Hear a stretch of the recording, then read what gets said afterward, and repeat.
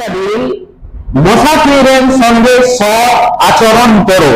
ওয়া মালাকাত আইমানুকুম, আইমানুকুম তোমাদের যেগুলা গোলাম রয়েছে, চাকরানি রয়েছে, চাকর রয়েছে, তাদের সঙ্গে সৎ ব্যবহার করো।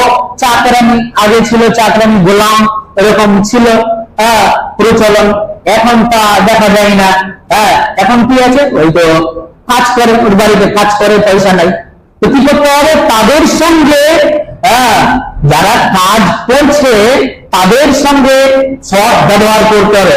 অনেকে সৎ ব্যবহার করে না, এই কাম করে নিল, কাজ করে নিল, তো পয়সা দেয় না, এই গাল দিব, পড়শি দিব। হালাতে রাসূল সাল্লাল্লাহু আলাইহি সাল্লাম সঙ্গে সঙ্গে দেওয়ার কথা বলেছেন, সঙ্গে সঙ্গে দেওয়ার কথা বলেছেন।